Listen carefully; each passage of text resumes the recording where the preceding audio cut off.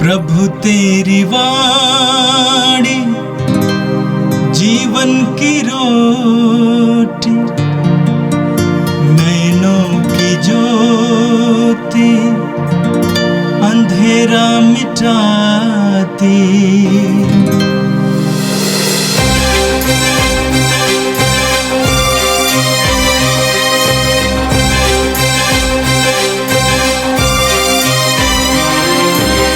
प्रभु तेरी वाणी जीवन की रोटी, नैनों की ज्योति अंधेरा मिटाती। प्रभु तेरी वाणी जीवन की रोटी, नैनों की ज्योति अंधेरा मिटाती। वाणी वाणी वाणी वाणी वाणी पवित्र है, शाश्वत है, जीवन का मन्ना है। 4 दिसंबर बृहस्पतिवार। पहला पाठ नबी इसायास का ग्रंथ, अध्याय 26 वचन संख्या 1 से 6 तक। उस दिन यूदा देश में यह गीत गाया जाएगा, हमारा नगर सुदृढ़ है, उसने हमारी रक्षा के लिए प्राचीन और चहारदीवारी बनाई है। फाटकों को खोल दो, सधर्मी और विश्वासी राष्ट्र प्रवेश करें।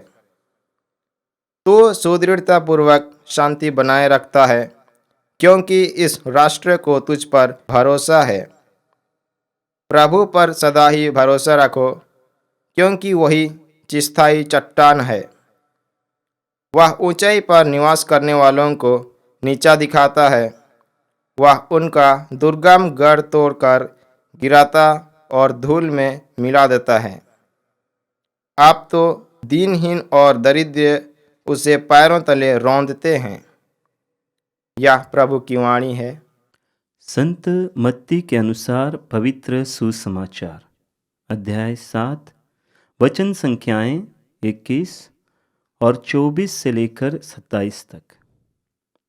यीशु ने अपने शिष्यों से कहा, जो लोग हे प्रभु कहकर मुझे पुकारते हैं, उनमें से सब के सब स्वर्गराज्य में प्रवेश नहीं करेंगे। जो मेरे स्वर्गिक पिता की इच्छा पूरी करता है, वही स्वर्गराज्य में प्रवेश करेगा। जो मेरी ये बातें सुनता और उन पर चलता है, वो उस समझदार मनुष्य के सदृश है, जिसने चट्टान पर अपना घर बनवाया। पानी बरसा, नदियों में बाढ़ आई, आंधियां चली और उस घर से टकराई, तब भी वह घर नहीं ढहा, क्योंकि उसकी नींव चट्टान पर डाली गई थी। जो मेरी ये बातें सुनता है किंतु उन पर नहीं चलता, वह उस मूर्ख के सदृश है, जिसने बालू पर अपना घर बनवाया। पानी बरसा, नदियों में बाढ़ आई, आंधियां चली और उस घर से टकराई। वह घर ढह गया और उसका सर्वनाश हो गया।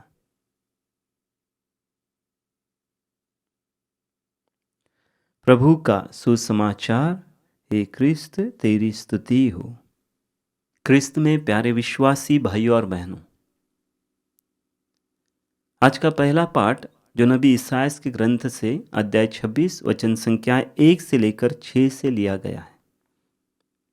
आगमन काल के पहले सप्ताह में हम प्रवेश कर चुके हैं और साथ ही साथ दूसरी सप्ताह की ओर अर्थात शांति के सप्ताह की ओर हम अग्रसर हो रहे हैं।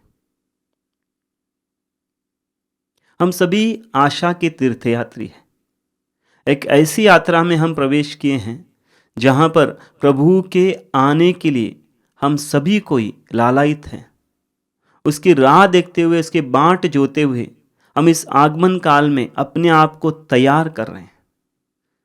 और ये तैयारी करते वक्त वचन चाहता है कि हम विश्वास में बढ़ें, हम भरोसे में बढ़ें। हमारा भरोसा, हमारा विश्वास उस प्रभु जो चट्टान रूपी हमारे सामने तैयार है अपने स्वीकार करने के लिए, उस स्वर्ग राज्य में लेने के लिए, उस पर देखें, उस पर भरोसा करें, उसमें विश्वास करें हर एक प्रकार की कमजोरियों के बावजूद, प्रतिकूल परिस्थितियों के बावजूद, माहौल ऐसा है कि जिसमें साधारण व्यक्ति का जीना नामुमकिन जैसा होता है। आसपास में परेशानियां हैं, दुख है, संकटें हैं, परिस्थितियां अनुकूल नहीं है। एक विश्वासी के लिए अपने विश्वास में जीने के लिए और अपने विश्वास में बने रहने के लिए परिस्थितियां सही नहीं है। फिर भी वचन हमें कह रहा है, वचन हमें शुरुआत में कह रहा है, उस दिन यूदा देश में यह गीत गाया जाएगा, हमारा नगर सुदृढ़ है, प्रभु ने हमारी रक्षा के लिए प्राचीर और 4 दीवारी बनाई है। फाटकों को खोल दो, सधर्मी और विश्वासी राष्ट्र प्रवेश करेंगे। परिस्थितियां भयानक है, फिर भी हमें विश्वास है, जिस प्रकार से प्रभु का वचन हमारे सामने रखा गया है, कि वचन कहता है कि प्रभु हमारी रक्षा करने के लिए तैयार है। हमारा नगर सुदृढ़ करने वाला हमारा ईश्वर है, क्योंकि हमारे भरोसे का केंद्र, हमारे विश्वास का केंद्र हमारी सामर्थ्य, हमारी बुद्धि या कोई और बल नहीं, बल्कि सर्वशक्तिमान ईश्वर है। और वचन हमें आगे कहता है, हम अगर स्तोत्र ग्रंथ 127 में पढ़ते हैं, सुंदर रीति से वचन कहता है, यदि प्रभु ही घर न बनाए तो राजमिस्त्रियों का श्रम व्यर्थ है, और यदि प्रभु ही नगर का पहरा ना दे तो पहरेदार व्यर्थ ही जागते हैं। आज का वचन नबी ईसायास के नबूवत द्वारा हमें इस्राएल की उस इतिहास को दोहराने के लिए नहीं रखा गया है, बल्कि आने वाले मुक्तिदाता के उस महान राज्य की ओर इंगित कर रहा है। हमें उस महान राज्य की ओर देखने के लिए हमसे कह रहा है, और इसीलिए वचन कह रहा है कि हमें विश्वास और भरोसे में बढ़ने की जरूरत है, क्योंकि हमारा भरोसा जो है वो इस सर्वशक्तिशाली ईश्वर में है, जो ईश्वर हर एक परिस्थिति को हमारे अनुकूल कर सकता है, जो ईश्वर हर एक परिस्थिति को हमारे अनुकूलता में लाकर हमारे लिए उस परिस्थिति को घुटनों पर ला सकता है। ऐसा हमारा ईश्वर है। इसलिए वचन में कहा गया है कि फाटकों को खोल दो, सधर्मी और विश्वासी राष्ट्र प्रवेश करें। उन फाटकों को खोल दो जो बंद हुए हैं, जिनमें से कोई नहीं जा सकता है, प्रवेश करना मुमकिन नहीं है, प्रवेश करना कठिन लग रहा है। हमारी धार्मिकता जब हम उस ईश्वर पर केंद्रित करते हैं, हमारे विश्वास की नींव जब हम उस पर ईश्वर पर केंद्रित करते हैं, जो ईश्वर हमारे लिए फाटकों को खोलने के लिए सक्षम है, हमारा प्रभु हमारे लिए उस फाटकों को खोल सकता है। जो फाटक हमारे सामने खोलने में नाकामी दिखा रहे हैं, उस फाटकों को खोलने वाला हमारा ईश्वर है, और उसका एक ही मात्र कारण है हमारा उस ईश्वर में विश्वास, उस ईश्वर में विश्वास। वचन हमें आगे कह रहा है कि वो दृढ़तापूर्वक शांति बनाए रखता है, क्योंकि राष्ट्र को तुझ पर भरोसा है। भरोसे रखने वाला हर एक व्यक्ति के जीवन में प्रभु शांति प्रदान करता है, एक ऐसी आत्मिक शांति जिस प्रकार प्रभु यीशु कहते हैं, मैं जो तुम्हें शांति देने वाला हूं वह संसार की शांति की तरह नहीं है। उस शांति के लिए हमें प्रभु बुला रहा है, आत्मिकता की शांति के लिए। और वहीं पर प्रभु का वचन कहता है कि वह ईश्वर इस प्रकार का ईश्वर है जो दुनिया की सोच से अलग है। दुनिया की सोच में दुनिया का ईश्वर जो हर एक व्यक्ति को ऊंचाई पर बैठा देता है, जो ऊंचा रहना चाहता है, जो अपने कर्मों द्वारा, जो अपने बल द्वारा, अपनी बुद्धि द्वारा ऊंचाई पर चढ़ना चाहता है, उसको ऊंचाई पर रखने वाला संसार का ईश्वर है। लेकिन हमारा ईश्वर, जहां पर वचन कहता है, वह ऊंचाई पर निवास करने वाले को नीचा दिखाने वाला ईश्वर है। और वहीं वचन कहता है वो उनका दुर्गम गढ़ तोड़कर गिराता और धूल में मिला देता है। अब दीनहीन और दरिद्र उसे पैरों तले रौंद देते हैं। जो टूटे हुए लग रहे थे, जो बिखरे हुए लग रहे थे, जो नाकाम लग रहे हैं, जिनमें बल नहीं है, जिनमें पूरी तरह से शक्ति की कमी दिख रही है, कमजोर है, उनको ईश्वर ऊंचाई पर उठाकर उन सबों को उनके सामने रौंद डालता है, जो ऊंचाई पर निवास करने वाले हैं, घमंड में बहरने वाले हैं। आज का वचन हमें एक नम्रता पूर्वक विश्वास की ओर ले जाता है, एक ऐसा विश्वास जो प्रभु में अपने आप को नम्रता में लेकर चले। नबी ईसायास इसकी नबूवत करते हैं, इसकी भविष्यवाणी करते हैं कि उस ईश्वर को अपना केंद्र स्थान में रखो। वो ईश्वर कौन है? युदावंशी प्रभु यीशु है।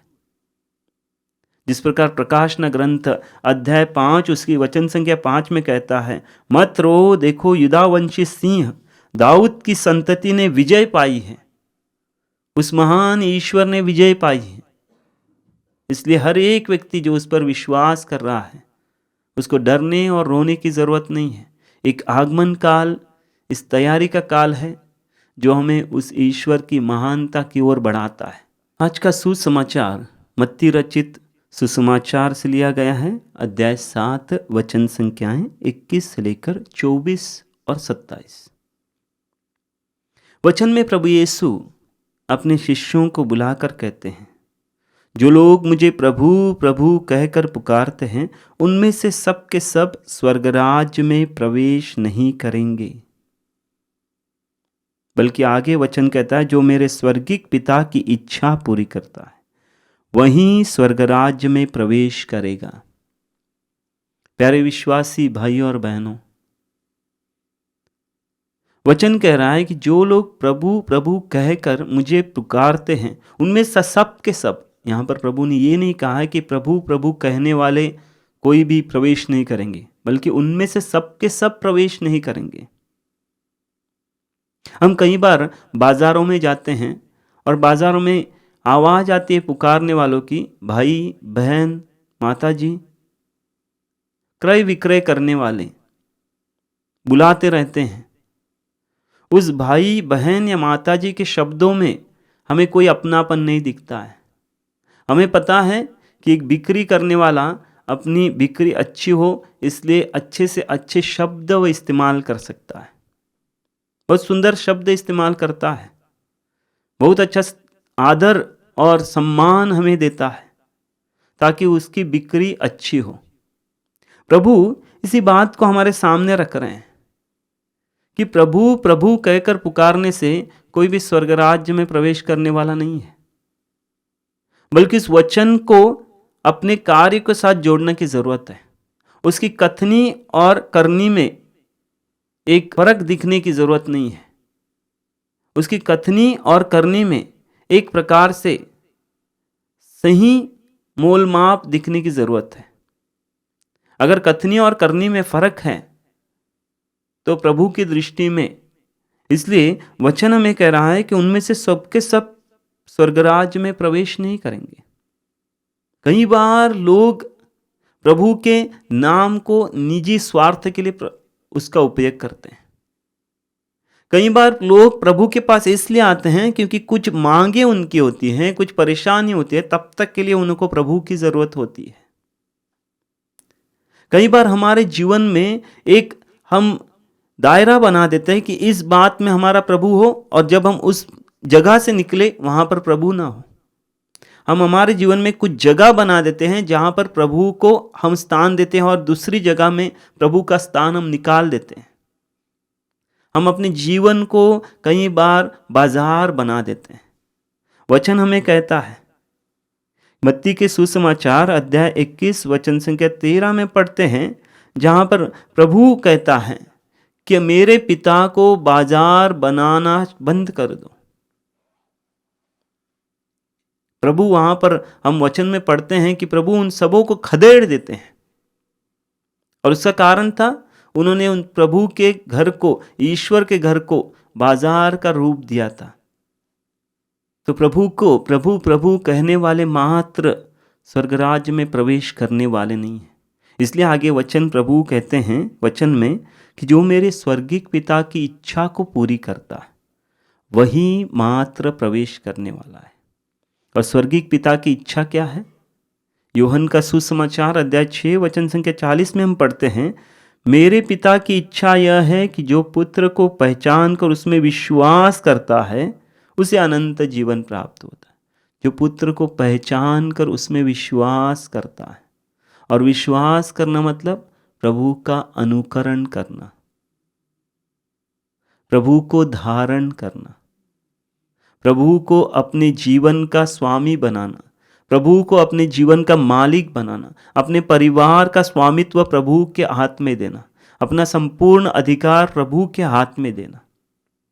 ये ईश्वर की पिता की इच्छा है कि प्रभु यीशु को हम अपनी धार्मिकता बनाएं, अपनी पवित्रता बनाएं। ये पिता की इच्छा है। और उस धार्मिकता के आधार पर, उस विश्वास के आधार पर पिता अपने स्वर्ग राज्य में निमंत्रित करता है, हमें प्रवेश दिलाता है। और इसी बात को समझाने के लिए प्रभु यीशु हमारे सुंदर से दृष्टांत को सामने रखते हैं। हमारे सामने एक ऐसा दृष्टांत रखते हैं जहाँ पर प्रभु कहते हैं, कौन है जो मेरी ये बातें सुनता और उन पर चलता है? कौन है जो कथनी और करनी में सामंजस्य रखता है, जिसका वचन पर ध्यान होता है और उस वचन की तरह चलने के, अपने जीवन में प्रवेश चलने के लिए अपने आप को तैयार करता है। और प्रभु इसीलिए वहाँ पर लिखते हैं, प्रभु कहते हैं कि वह उस समझदार मनुष्य की तरह है। प्रभु वचन को ध्यानपूर्वक बताते हैं कि उस समझदार व्यक्ति की तरह है। ईश्वर की दृष्टि में समझदार व्यक्ति, ईश्वर की दृष्टि में बुद्धिमान व्यक्ति उस व्यक्ति की तरह है जिसने अपना घर चट्टान पर बनवाया है, जिसने अपना घर चट्टान पर बनवाया है। आज का पहला पाठ भी हमें कहता है कि प्रभु हमारी चिरस्थायी चट्टान है, वो हमारी दीवार है। और यहाँ पर वचन कह रहा है कि जिसने अपना घर चट्टान पर बनवाया है, बाढ़ आती है, आंधियां चलती हैं, पानी बरसता है, परिस्थितियां प्रतिकूल होती हैं, यह हमारे लिए एक प्रतीक के रूप में दिया गया है। हर एक विश्वासी को जो प्रभु को अपनी चट्टान बना रहा है, दीवार बना रहा है, उसको एक प्रतीक की तरह हमारे सामने रखा है। प्रतिकूल परिस्थितियां हैं, दुख संकट हैं, परेशानियां हैं, लेकिन उसने अपना अधिकार, अपना स्वामित्व प्रभु यीशु के हाथ में देकर रखा है। और प्रभु यीशु उसके सामने एक दीवार बनकर, चट्टान बनकर खड़ा रहता है। दुख संकट परेशानियां तकलीफें आती है और प्रभु यीशु से टकरा जाती है और वहां पर पूरी तरह से नस्तनाबूत हो जाती है। लेकिन वो विश्वास में रहने वाला व्यक्ति मजबूत खड़ा रहता है। भले ही कितनी भी तकलीफें आई होंगी, प्रभु यीशु से टकरा कर वो वापस चली जाती है। एक प्रतीकात्मक चिन्ह हमारे सामने रखा गया है। प्रभु कहता है कि उस चट्टान पर जिसकी नींव रखी गई है उससे आकर टकराती है। एक विश्वासी, एक भरोसे में चलने वाला व्यक्ति जब अपने भरोसे का केंद्र, अपने विश्वास का केंद्र प्रभु को बना रहा है, उसके जीवन में खालीपन आता है, कमजोरी आती है, मजबूरी आती है, बाहरी ताकतें उसको गिराना चाहती है, बाहरी परिस्थितियां उसको पूरी तरह से झकझोरना चाहती है। लेकिन जब वो अपना विश्वास उस चट्टान रूपी प्रभु यीशु में दिखाता है, वो प्रभु यीशु एक दीवार बनकर उसके सामने खड़ा रहता है, उन दोनों के बीच में। यही प्रभु कहते हैं वो समझदार मनुष्य है। उसकी समझदारी ईश्वर पर निर्भर रहती है। और वहीं पर प्रभु दूसरा व्यक्ति के बारे में कहता है, जहां पर प्रभु कहते हैं, किंतु जो मेरी ये बातें सुनता है किंतु उस पर नहीं चलता। बातें तो सुनता है, वचन तो सुनता है, लेकिन वो बाजार का रूप लेकर आया है। बाजार का रूप लेकर आया है, इसलिए वचन को सुनता है, लेकिन अपने लिए जितना जरूरत है उतना लेकर वापस चला जाता है। वो छोड़ देता है उन वचनों को जो अनंत जीवन देने वाली वचन है। और प्रभु कहता है उस व्यक्ति की सदृश है जिसने मूर्ख के सदृश, जो अपनी नींव बालू पर बनाई है, उसकी नींव बालू पर रखी गई है।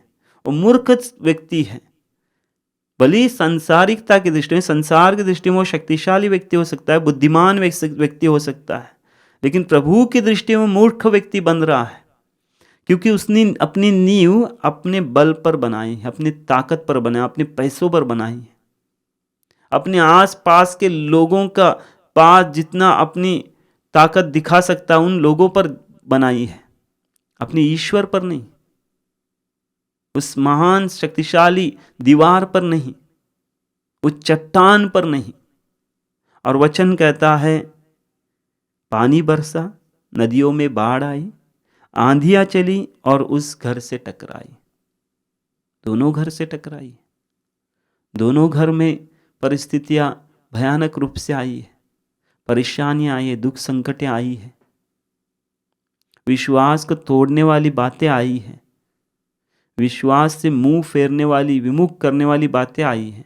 लेकिन प्रभु का वचन कहता है अब इस घर से टकराइए जिसने बालू पर अपना घर बनवाया था, वह घर ढह गया और उसका सर्वनाश हो गया, सर्वनाश हो गया, पूरी तरह से ढह गया।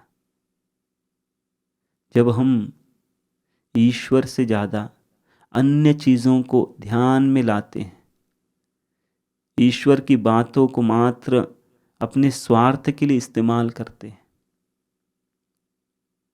जब हमारी नींव उन चीज़ों पर रखी जाती है जो क्षणिक है, भौतिक है, और ईश्वर पर दरकिनार कर देते हैं, ईश्वर को द्वितीय स्थान देते हैं, हमारा अधिकार, हमारा स्वामित्व हमारे अहम में रखा जाता है, तब प्रभु का वचन कहता है वह घर ढह गया, सर्वनाश उसका हो गया। इस आगमन काल में इन वचनों के द्वारा प्रभु हमें एक मजबूत दीवार के रूप में उपस्थित है, उस पर भरोसा रखने के लिए बुलाता है। जो चट्टान हमारे लिए दी गई है वो प्रभु यीशु है, और उस चट्टान में विश्वास दिखाने के लिए हमें प्रभु बुलाते हैं, आमंत्रित करते हैं। इस आगमन काल को जो तैयारी का काल है, प्रभु के आने के दिन के पहले हमें तैयारी का काल दिया गया है, उसमें विश्वास रखें, अपने विश्वास को टटोलें, उसमें मजबूती लाएं, प्रार्थना द्वारा, अपने साधारण जीवन द्वारा, नम्रता द्वारा और प्रभु से प्रेम के द्वारा। आमीन। प्रभु तेरी वाणी जीवन की रोटी, नैनों की ज्योति अंधेरा मिटाती, वाणी वाणी वाणी वाणी वाणी